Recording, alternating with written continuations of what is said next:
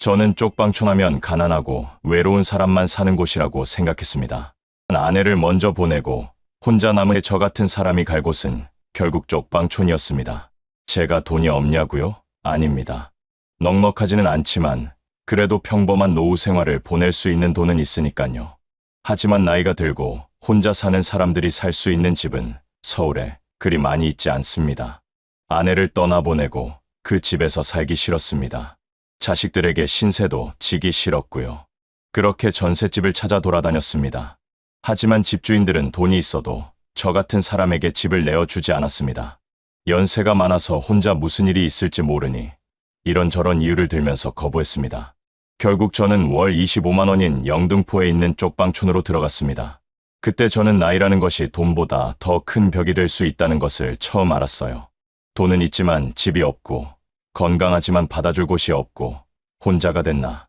그 밤이 내 인생의 가장 낮은 지점이었어요. 그때는 몰랐어요. 이 낮은 곳에서 사는 사람들이 얼마나 따뜻한 사람들인지요. 지금부터 영등포 쪽방촌에서 겨울을 맞이하는 그들과 함께했던 삶을 들려드리겠습니다. 댓글로 여러분의 따뜻한 응원의 메시지 부탁드립니다. 시청 전 구독과 좋아요, 그리고 알람 설정해 주시면 매일 새로운 이야기로 찾아뵙겠습니다. 제가 68세 되던 해 겨울이었어요. 40년을 함께했던 아내를 떠나보냈죠. 암이었어요. 진단받고 2년 정도를 투병했는데 끝내 이겨낼 수 없었어요. 장례식장에 모여든 조문객들의 얼굴은 이제 다 흐릿해졌어요. 누군가는 울고 또 누군가는 속삭이고 또 누군가는 단순히 의례적으로 절을 했어요. 장례를 마치고 그날 밤 텅 빈 우리 집의 거실에 앉았을 때 그 소름 끼치는 고요함은 절대 잊을 수 없어요. 밖에서 들리는 차들의 경적 소리, 이웃들의 소리, 그리고 그것도 걸러지는 밤의 깊이. 그 침묵 속에서 저는 처음으로 진정한 의미의 혼자가 되었어요. 아내가 병상에 있을 때 저는 계속 일했어요. 그게 무엇보다 더 큰 죄책감이었어요. 충분히 돌봐주지 못했다는 생각, 더 오래 함께 있어 주지 못했다는 생각이 자꾸만 들었거든요. 병상에 누워있는 아내의 손을 잡아줄 때 느껴지던 그 차가움이 아직도 생생해요. 투병 중에도 아내는 저를 걱정했어요. 밥은 먹었는지, 회사 일은 힘들지는 않은지, 끝까지 남편을 먼저 생각하는 아내였어요. 그렇게 떠나보낸 아내였기에 제가 할 수 있는 일은 정리하는 것뿐이었어요. 아내가 남긴 옷들, 그녀가 아끼던 주방용품들, 우리가 함께했던 여행 사진들과 추억들, 그것들을 하나씩 꺼내 정리하면서 저는 계속 울었어요. 처음에는 큰 울음이었다가 며칠이 지나니 조용한 눈물로 변했어요. 아내의 향수가 배인 옷을 옷장에서 꺼낼 때 저는 그 옷을 가슴에 묻고 한참을 서 있었어요. 우리가 첫 데이트를 했던 그 카페의 냄새가 남겨져 있는 것 같았거든요. 아내가 시장 갈 때 가지고 다니던 시장 가방 속에서 남겨진 영수증을 발견했을 때 또 한참을 울었어요. 그게 아내의 마지막 흔적이라는 생각이 들었거든요. 우리가 함께 써온 침대를 정돈할 때 베개에 남겨진 그 향기로 또 울었어요. 매 순간 아내를 보내고 있었어요. 그리고 한 달이 지나니 그런 눈물도 그쳤어요. 남은 것은 텅 빈 집과 혼자가 된 나 자신뿐이었죠. 침묵도 익숙해져 버렸어요. 그런데 가끔 아침에 일어나서 아내가 주방에 있는지 알고 말을 거는 저를 발견하곤 했어요. 아내 생각이 너무 많이 나서 저는 이 집을 떠나고 싶었어요. 밤마다 아내가 앉아있던 소파를 보고 그녀가 즐겨 마시던 차 잔을 보고 함께 본 드라마의 재방송을 보면서 미칠 것 같더라고요. 이 집을 떠나야만 살 수 있을 것 같았어요. 그래서 다른 전세집을 알아보기로 했어요. 은퇴한 노인에게 월세는 부담이 되니까요. 마침 아내와 살던 이 집의 전세 기간도 만기가 되었고요. 첫 번째 보러 간 집 주인은 굉장히 친절했어요. 차도 마시며 집을 둘러봤고 대화도 편했어요. 하지만 제 나이를 알고는 태도가 확 바뀌었죠. 연세가 많으시니 혹시 모를 위험이 있을 수 있어서 결국 거절이었어요. 그 말을 들었을 때 제 안에서 뭔가가 부러지는 소리가 들렸어요. 아, 이제 나는 문제가 되는 존재구나. 그 다음 집도 똑같았어요. 어떤 집주인은 직설적으로 말했어요. 독거노인이 혼자 있다가 문제가 생기면 책임이 우리에게 오잖아요. 또 다른 집주인은 입을 다물기만 했어요. 60대 후반이라는 나이가 얼마나 위험한 존재인지를 깨닫는 데는 크게 오래 걸리지 않았어요. 집주인들의 눈빛에 비친 저는 단순한 세입자가 아니라 언제 쓰러질 수도, 혼자 죽을 수도 있는 위험 요소였던 거예요. 제 인생이 갑자기 상품으로 분류되어 불량으로 판정받는 기분이었어요. 4개월을 그렇게 거절당했어요. 그 사이 저의 자존감은 계속 떨어졌어요. 혼자가 된 것도 힘든데 나이가 많다는 이유로 거절당하는 그 경험은 정말 참기 힘들었죠. 매번 거절당할 때마다 저는 작아졌어요. 혹시 내가 이 세상에 필요 없는 사람인 건 아닐까? 내가 죽으면 누가 슬퍼할까?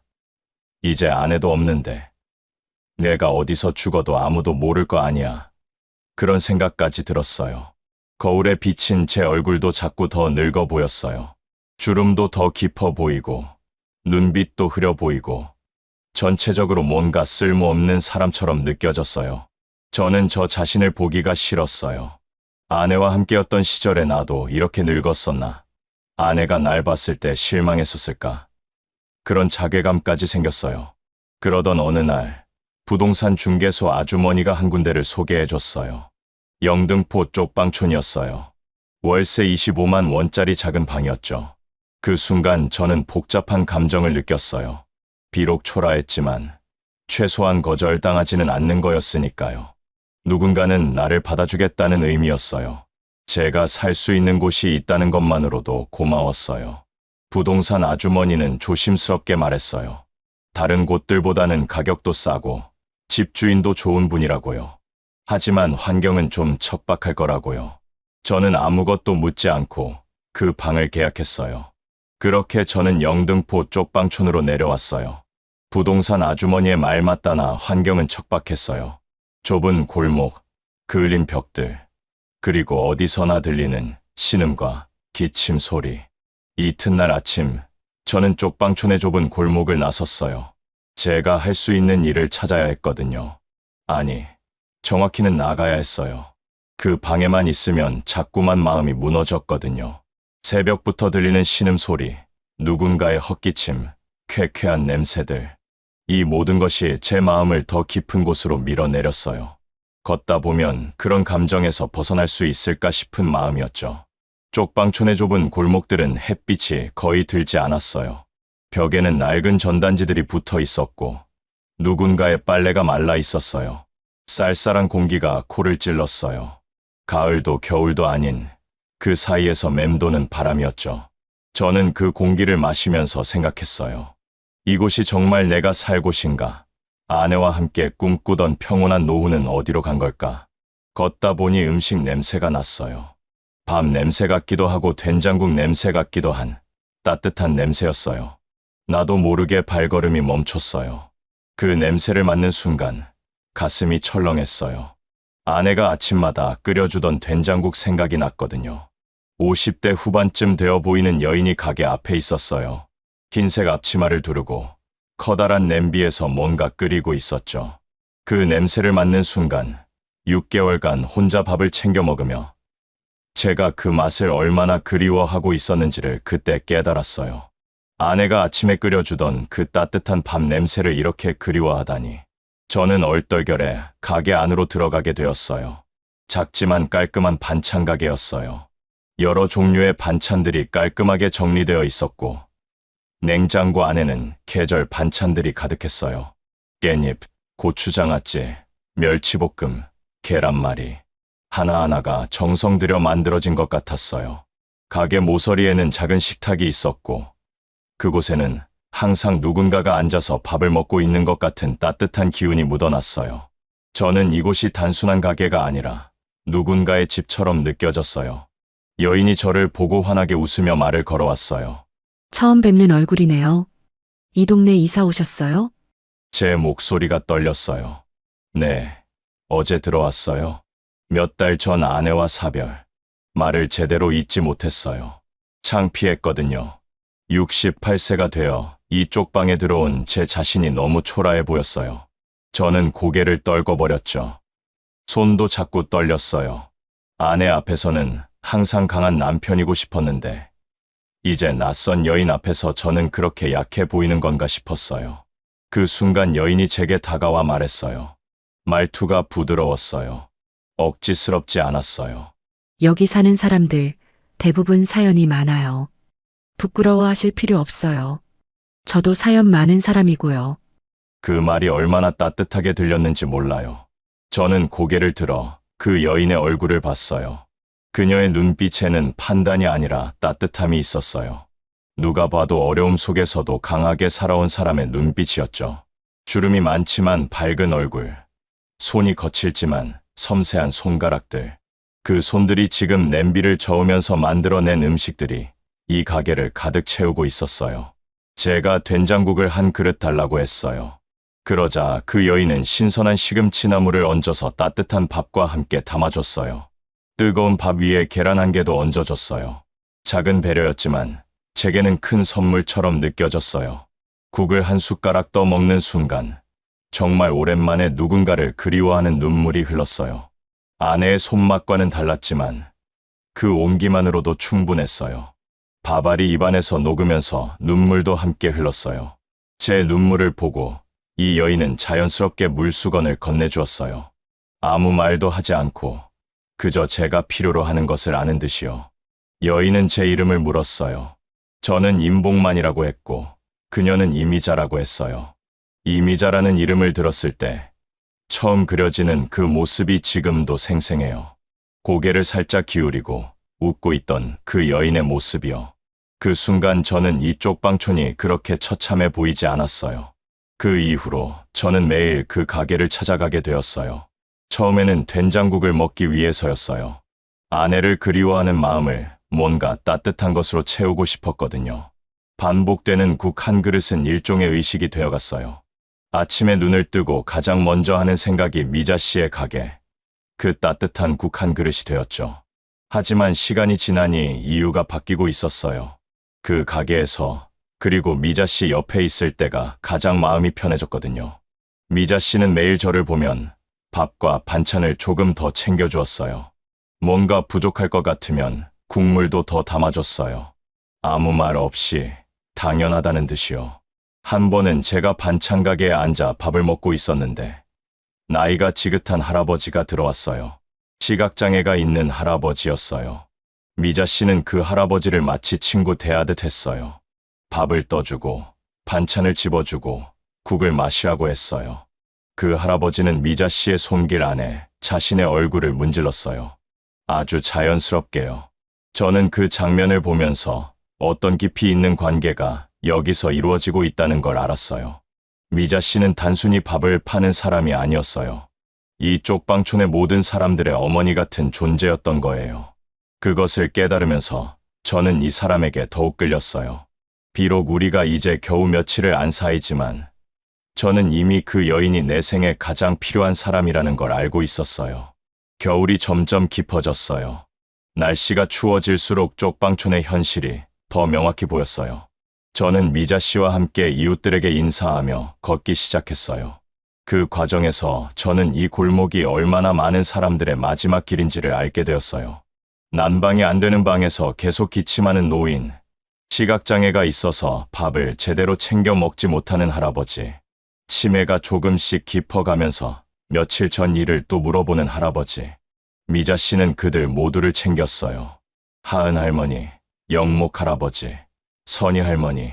저는 그 모습을 보면서 정말 큰 충격을 받았어요. 미자 씨, 이렇게까지 챙기셔도 괜찮아요? 제가 물었어요. 저는 미자 씨의 형편을 걱정했어요. 이렇게 계속해서 다른 사람들을 챙기다 보면 미자 씨 자신의 생활이 어려워지지 않을까 하는 생각이 들었거든요. 미자 씨는 저에게 이야기해 줬어요.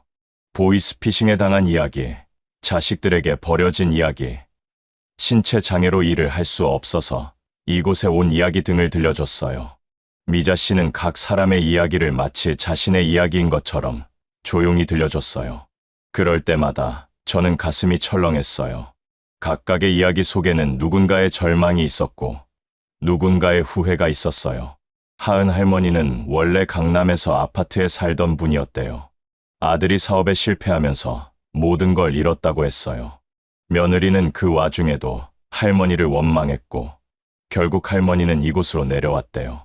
미자 씨가 할머니의 손을 잡으며 말했어요. 이제 여기가 할머니 집이라고. 그 말을 할 때 할머니의 눈에 눈물이 맺혔었어요. 영목 할아버지는 공장에서 손을 다쳐서 일을 하지 못하게 됐대요.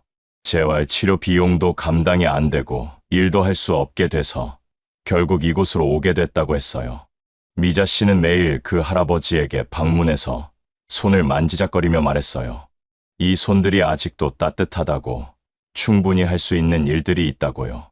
겨울이 깊어질수록 더 많은 것들이 보았어요. 난방료를 아끼려고 전열 용품 하나로 버티는 사람들, 밥보다 담배와 술에 더 집착하는 사람들, 혼자라는 것이 이미 습관이 되어버린 사람들. 저는 그들을 보면서 제 슬픔이 작아 보였어요. 적어도 나에게는 이랬던 시절의 추억이 있고 함께 했던 사람의 사랑이 있잖아요. 하지만 동시에 제 가슴은 더 무거워졌어요. 미자 씨는 그 와중에도 가게 반찬값을 더 내려서 팔기 시작했어요. 원래 값도 싼데 더 낮춰서 팔고 있었죠. 저는 그것이 미자 씨 형편을 어렵게 하는 건 아닐까 걱정이 되었어요. 저는 미자 씨의 가게 장부를 몰래 살펴본 적도 있었어요. 그리고 깨달았어요. 미자 씨가 얼마나 절박한 마음으로 이곳 사람들을 챙기고 있는지를. 미자 씨, 이렇게까지 하면 가게가 힘들지 않아요? 그때 미자 씨가 웃으면서 말했어요. 복만 씨, 이 정도는 괜찮아요. 누군가는 이들을 돌봐야 하잖아요. 아무도 안 봐주면 그들이 어떻게 되겠어요? 저는 할 말이 없었어요. 68세의 나이에도 겨우 나 자신만 챙기고 있는데 이자 씨는 이쪽 방촌의 모든 사람들을 돌보고 있었거든요. 그 순간 저는 이 사람이 정말 대단한 사람이라는 걸 알게 됐어요. 단순한 따뜻함을 넘어 깊은 책임감을 가진 사람이었어요. 그 책임감이 어디서 나오는지 궁금했어요. 아마도 미자 씨 자신도 누군가에게 버려진 경험이 있기 때문이었을 거라고 생각했어요. 한파가 오고 난방이 제대로 안 된 방이 얼마나 추운지는 경험해 본 사람만 알아요. 그 겨울밤, 저는 방 안에서 더 많은 사람들의 기침 소리를 들었어요. 아이들이 하는 기침처럼 작은 기침, 폐병 환자의 기침 같은 깊은 기침, 그리고 정말 끊어질 듯한 기침들이요. 그 모든 기침 소리들이 벽을 타고 제 방으로 들어왔어요. 마치 이 건물 전체가 하나의 거대한 질병을 앓고 있는 것처럼요. 저는 침대에 누워서 눈을 감고 생각했어요. 이 방에서, 이 가게에서, 이쪽 방촌에서 지금 몇 명의 생들이 밤새 고독과 싸우고 있을까? 누가 그들의 이름을 불러줄까? 누가 그들이 아프다는 것을 알아줄까? 저는 그때부터 더 이상 나만의 슬픔에 머무르고 싶지 않다는 마음이 생겼어요. 아내의 죽음도, 나의 초라한 처지도 아직 이쪽 방촌 누군가에 비하면 운이 좋은 거였으니까요. 적어도 내겐 기억해줄 누군가가 생겼거든요. 미자 씨가요. 아내의 생일이 가까워졌어요. 3월 초였거든요. 그 생일을 맞이하며 저는 처음 깨달았어요. 제가 아직 아내의 죽음을 받아들이지 못했다는 것을요. 생일 전날 저녁, 저는 방 안에 틀어박혀 있었어요. 가게에도 가지 않았고 밥도 제대로 먹지 않았어요. 그냥 침대에 누워 천장을 바라보고 있었죠. 머릿속에는 아내가 살아있던 날들이 자꾸 떠올랐어요.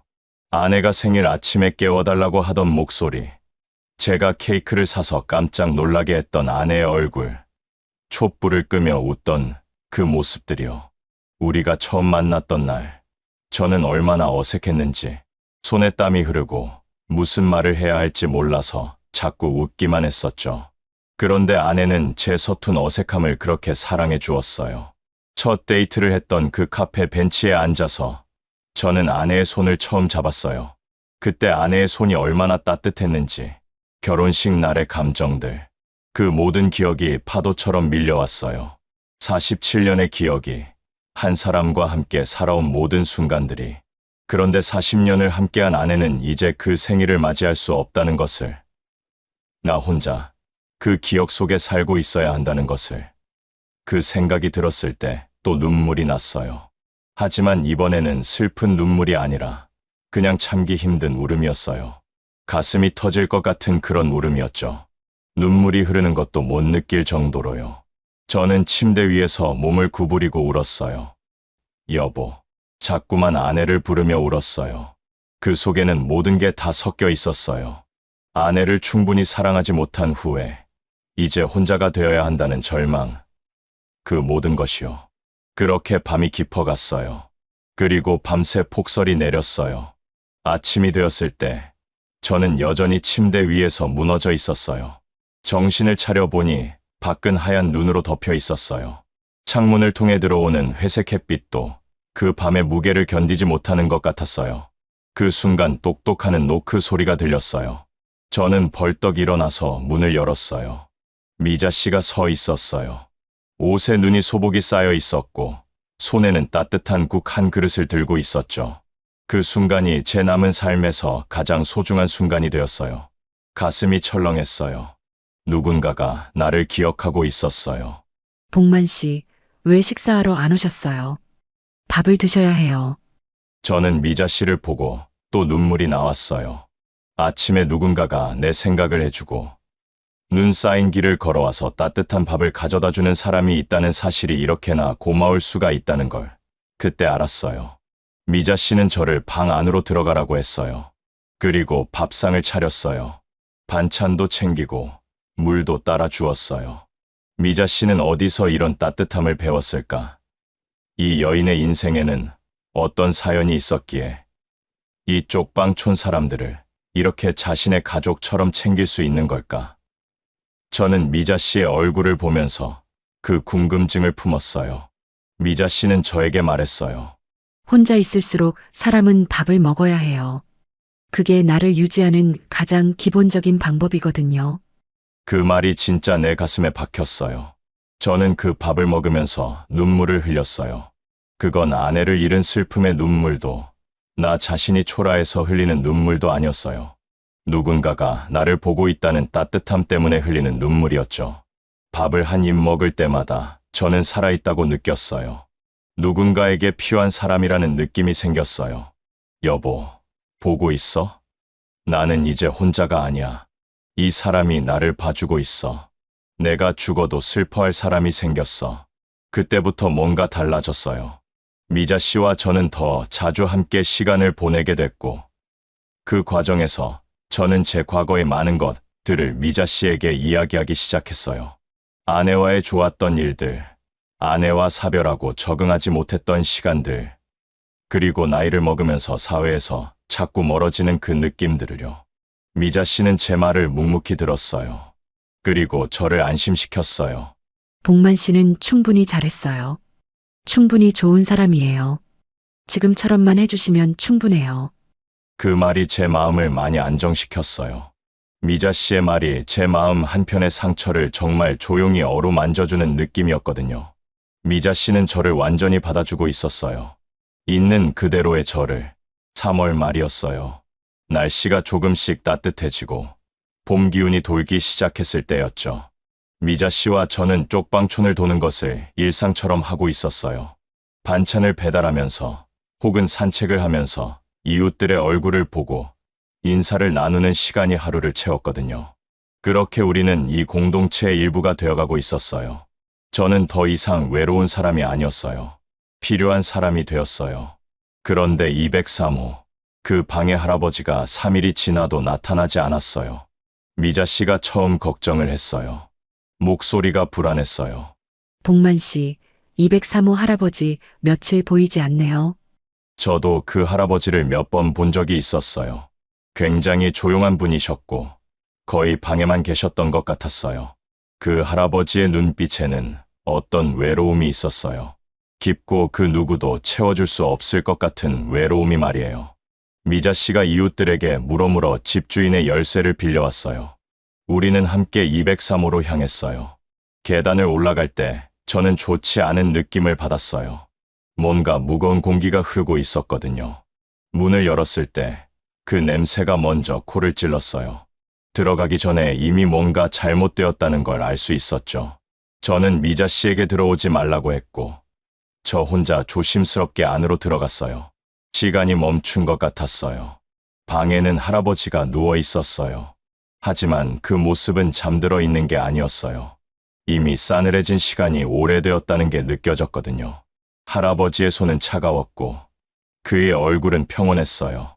어쩌면 처음으로 평온한 표정을 지었는지도 몰라요. 그 평온함이 오히려 더 처참해 보였어요.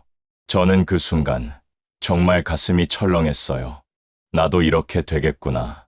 아무도 모르게 이런 식으로. 그 생각이 머리를 스쳤어요. 처음으로 죽음이 추상적인 개념이 아니라 현실로 느껴졌어요. 이 쪽방촌에서라면 누군가는 죽음이 발견될 때까지 며칠을 기다려야 하는 거구나. 혼자 죽어 있다가 며칠이 지난 후에야 누군가가 죽음을 알아채는 거구나. 그런 깨달음이 제 척추를 오싹하게 했어요. 저는 밖으로 나가 미자 씨를 보고 고개를 저었어요. 미자 씨의 얼굴이 창백해졌고 그 후의 일들은 경찰이 왔고 구급차가 왔고 많은 사람들이 스쳤어요. 할아버지의 시신이 나가는 과정도 봤어요. 그 시신이 흰 포대로 감싸지면서 저는 한 사람의 인생이 그렇게 끝나가고 있다는 걸 보았어요. 그 일이 있은 후로 저와 미자 씨는 더 이상 쪽방촌의 일들을 남 일처럼 보지 않게 됐어요. 203호 할아버지의 고독사는 우리에게 경고였거든요. 우리도 언제 그렇게 될지 모른다는 경고 말이에요. 하지만 동시에 우리에게 준 선물도 있었어요. 그것은 바로 절박함이었어요. 우리가 지금 함께 있다는 것, 우리가 서로를 챙긴다는 것의 소중함을 깨닫게 해주는 절박한 말이에요. 미자 씨가 그날 저녁에 저에게 말했어요. 목소리가 떨리고 있었어요. 그 떨림 속에는 두려움도 있었고 결연함도 있었어요. 복만 씨, 그래서 우리가 서로 챙겨야 하는 거예요. 그래서 우리는 혼자 살아도 혼자 두지 않는 사람들이 되어야 하는 거고요. 그 말이 정말 깊게 박혔어요. 미자 씨는 사랑이 뭔지 제게 보여주고 있었어요. 그건 로맨틱한 감정만이 아니라 누군가가 안심하고 살 수 있게 함께 있어 주는 것. 그것이 바로 사랑이었던 거죠. 우리가 한 번 더 누군가를 살펴보는 사람이 되도록 우리는 서로를 붙잡아야 한다는 것을요. 저는 그 순간부터 미자 씨를 더 바라봤어요. 단순히 따뜻하고 좋은 사람이 아니라 제가 남은 인생을 함께하고 싶은 사람으로요. 비록 우리는 아직 그런 말을 하지 않았지만 제 마음은 이미 결정이 나 있었어요. 이 여인이 없으면 저는 203호 할아버지처럼 될 거라는 생각이 들었거든요. 하지만 미자 씨가 있으니 저는 살아 있었어요. 필요한 사람이었어요. 며칠이 지나 저는 미자 씨에게 더 자주 도움을 주고 싶었어요. 반찬 가게 배달도, 가게 일도, 이웃들을 챙기는 일도 제가 적극적으로 나서게 됐죠.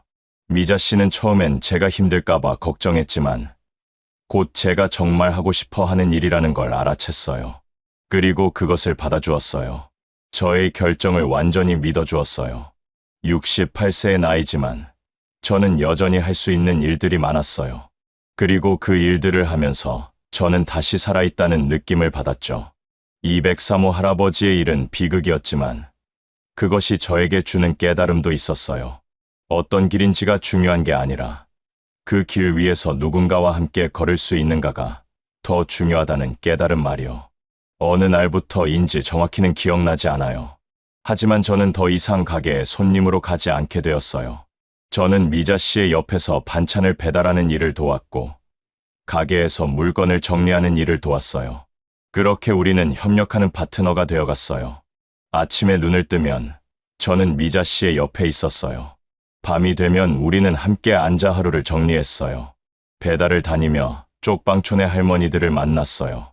한 할머니는 반찬을 받으면서 제 손을 꼭 잡고 고마워했어요. 그 악력에 이분의 인생이 담겨 있다고 느껴졌어요. 몸은 약해졌지만 감정은 살아있는 분이었어요. 또 다른 할아버지는 제가 가져온 반찬을 받으며 옛날 이야기를 해주셨어요. 자식과 연락이 되지 않는다는 이야기, 혼자인 것에 익숙해졌다는 이야기. 하지만 미자 씨 덕분에 하루하루가 버틸만하다는 이야기들이요. 그 할머니, 할아버지의 얼굴을 볼 때 저는 제가 얼마나 감사한지를 알았어요. 저는 적어도 누군가를 돌볼 수 있었거든요. 미자 씨를 곁에 두고 함께 다른 사람들을 챙길 수 있었거든요. 그 일들이 모두 저에게는 가장 큰 보상이었어요. 가게에 앉아 있을 때도 마찬가지였어요. 손님들이 들어올 때마다 저와 미자 씨는 자연스럽게 역할을 나눴어요. 미자 씨가 음식을 담으면 저는 돈을 받고, 미자 씨가 손님의 말을 들을 때 저는 음식을 담았어요. 우리의 호흡이 완벽하게 맞아떨어졌어요.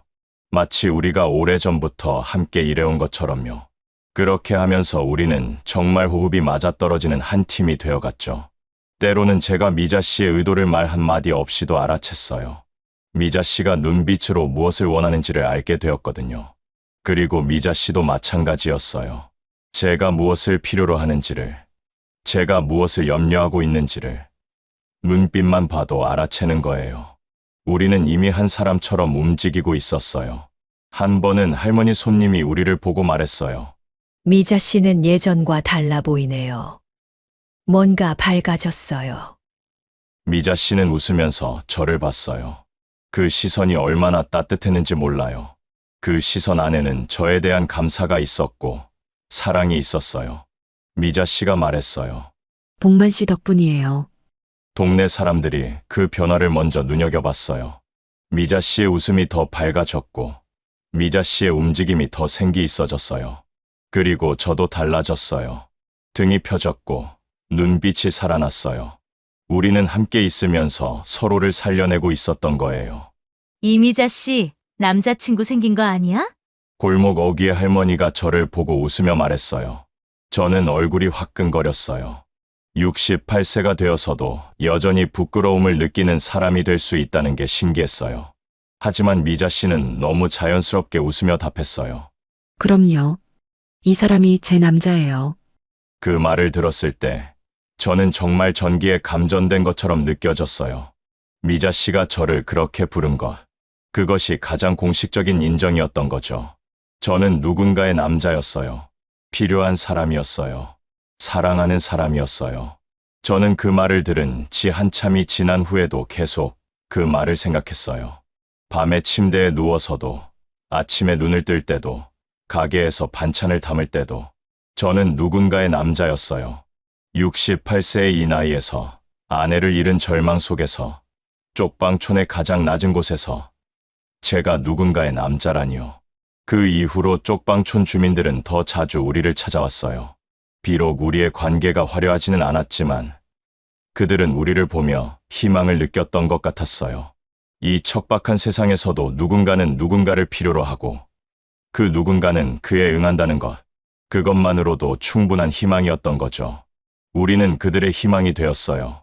저와 미자 씨는 밤이면 가게 뒤 작은 방에 앉아 하루를 정리했어요.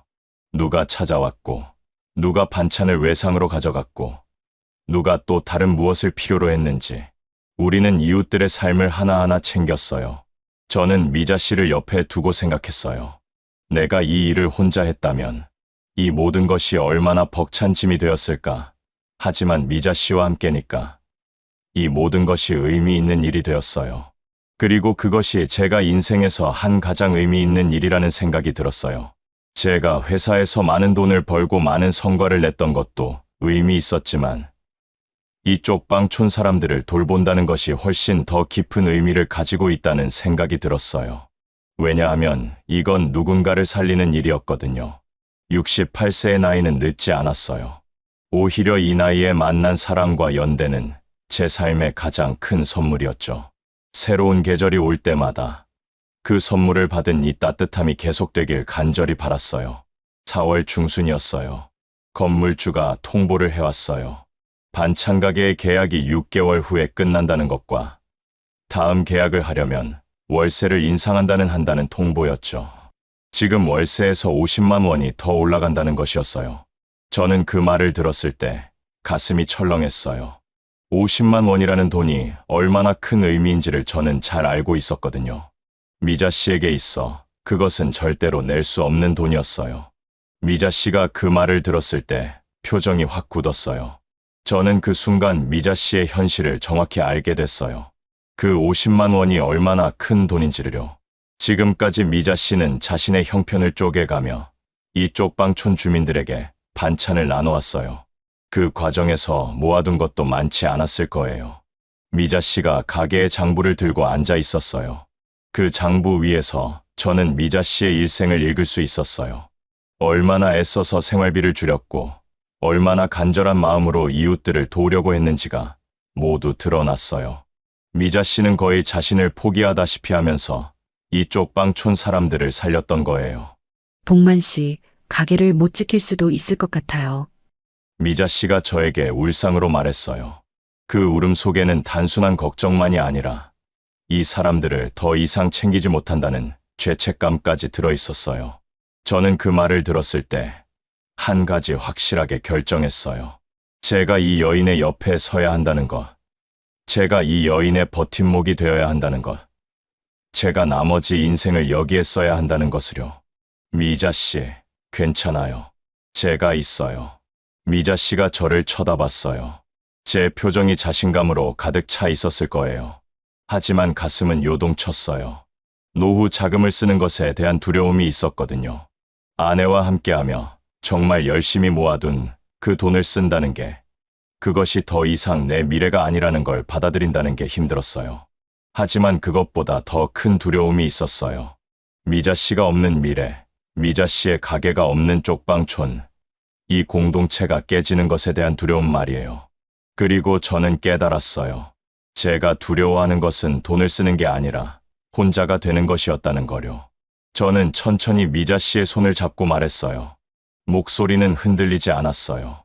왜냐하면 저는 이미 결정했으니까요. 이 결정이 맞다고 확신했으니까요. 저는 모아둔 돈이 있어요. 노후 자금으로 모아둔 돈이 있거든요. 그 돈으로 월세 올린 것을 충당하고 미자 씨가 계속해서 이웃들을 챙길 수 있도록 해주고 싶어요. 미자 씨의 얼굴이 창백해졌어요. 복만 씨, 그건 당신의 노후 자금이잖아요. 제가 그걸 어떻게 받아요? 저는 미자 씨의 눈을 바라봤어요. 그 눈빛에는 불안과 감사가 섞여 있었어요. 그리고 저는 천천히 말했어요. 미자 씨가 저에게 해줬던 것들을 생각해봐요. 아내를 잃은 저를 보듬어주고, 제 나이를 부끄럽지 않게 만들어주고, 제가 할 수 있는 일들을 만들어줬잖아요. 제 남은 인생이 의미 있도록 해줬어요. 미자 씨, 그것들에 비하면 이 돈이 뭐겠어요? 저는 계속 말했어요. 미자 씨를 만나기 전에 저는 죽음보다 더 무서운 고독을 느꼈어요. 혼자라는 것은 끝이라고 생각했어요. 나도 203호 할아버지처럼 될 거라고 생각했어요. 하지만 미자 씨를 만나면서 제가 깨달은 건 혼자라는 것이 아니라 누군가와 연결되는 것이 인생의 전부라는 거였어요. 그래서 저는 이 선택을 하는 거예요. 미자 씨는 눈물을 흘렸어요. 그리고 울면서 말했어요. 살아오면서 누가 저를 지켜주겠다고 한 말은 처음이에요. 그 말을 들었을 때 저는 또 눈물이 나왔어요. 하지만 그건 슬픈 눈물이 아니라 고마움과 사랑으로 뭉친 울음이었어요. 68세의 나이에도 저는 누군가를 진정으로 사랑한다는 생각이 들었거든요. 이것이 바로 사랑이구나. 누군가의 꿈을 함께 지켜주는 것이 바로 사랑이구나. 미자 씨의 가게는 결국 지켜졌어요. 6개월이 지나고 가게는 새로운 곳으로 이전했어요. 조금 더 작은 곳이었지만 그곳도 따뜻하고 깔끔한 공간이었어요. 저는 배달 도우미로, 그리고 가게의 여러 일들을 도우면서 미자 씨 옆에서 일하게 됐어요. 우리는 매일을 함께 만들어 가고 있어요. 오픈 날에는 쪽방촌의 주민들이 모두 찾아왔어요. 그들은 우리를 보며 박수를 쳐주었고 우리의 새로운 시작을 축하해 주었어요. 그 축하는 우리가 받은 가장 큰 축복이었어요. 203호 할아버지가 못 봤던 그 봄 햇살을 우리는 함께 맞이할 수 있었어요. 저는 그 오픈 날에 생각했어요. 이게 바로 삶이구나. 혼자서 무수한 것들을 잃고 무너져 내렸던 내가 한 사람을 만나서 다시 일어나게 되는 이 과정이 바로 삶이구나. 돈이 많아서, 집이 있어서, 지위가 있어서가 아니라 누군가와 함께 만드는 이 따뜻함이 바로 삶이구나. 한 주민이 저에게 물었어요. 복만 씨, 요즘 어때요? 행복한가요? 저는 웃으며 대답했어요. 네, 정말 행복해요. 그 말은 진심이었어요. 아내를 잃은 후 저의 세상이 완전히 무너져서 영등포 쪽방촌이라는 가장 낮은 곳으로 내려왔었어요. 집을 구하지 못해서, 나이로 인해 거절당해서, 하지만 그 낮은 곳에서 저는 가장 따뜻한 사람을 만났어요. 그리고 그 사람과 함께 할 수 있는 의미 있는 일들을 찾았어요. 68세의 나이는 늦지 않았어요. 오히려 이 나이에 만난 사랑과 연대는 내 삶의 가장 큰 선물이었죠. 새로운 계절이 올 때마다 그 선물을 받은 이 따뜻함이 계속되길 간절히 바랐어요. 이제 가을입니다. 우리 가게 안의 작은 난로에는 계절이 바뀌었어요. 봄에 우리가 함께 구워 먹던 떡은 이제 고구마 호일 구이와 옥수수로 바뀌었거든요. 미자 씨와 저는 매일 이 자리에서 손님들을 맞이해요. 반찬을 만들고 배달을 하고 이웃들의 이야기를 들어요. 그리고 밤이 되면 함께 앉아 하루를 정리해요. 누군가는 우리의 관계가 뭐냐고 물어요. 사랑인가요? 아니면 공동체인가요? 하지만 저는 그 질문에 답하기 싫어요. 왜냐하면 그건 사랑도 공동체도 아니라 둘 다이기 때문이거든요. 우리는 쪽방촌의 가장 낮은 곳에서 만났어요. 아무도 원하지 않던 나이가 된 두 사람이 서로를 필요로 하고 서로를 챙기면서 살아가고 있어요. 그리고 그 과정에서 우리는 이 공동체의 가장 강한 버팀목이 되었어요. 아내를 떠나보낸 후 저는 한때 죽음보다 더 무서운 고독을 느꼈어요. 하지만 미자 씨를 만나면서 저는 깨달았어요. 혼자라는 것이 끝이 아니라는 거요. 누군가와 연결되는 순간 혼자는 더 이상 혼자가 아니라는 거요. 68세의 나이에서 저는 다시 살아있다고 느껴요. 뛰지는 않지만 걷고 있어요. 밝지는 않지만 따뜻해요. 화려하지는 않지만 의미 있어요. 여러분이 저라면 어떤 결정을 하셨을까요? 모아둔 노후, 자금을 누군가를 위해 쓰는 것, 그것이 맞는 선택이었을까요? 저는 그렇다고 생각해요. 왜냐하면 그 선택이 저에게 가장 큰 노후를 선물해 주었으니까요. 돈이 아닌 함께 살아갈 누군가라는 노후 말이요. 혹시 당신도 혼자라고 느껴지나요? 혹은 나이를 먹으면서 세상에 필요 없는 사람이 되었다고 느껴지나요? 그렇다면 당신도 충분히 누군가와 연결될 수 있어요.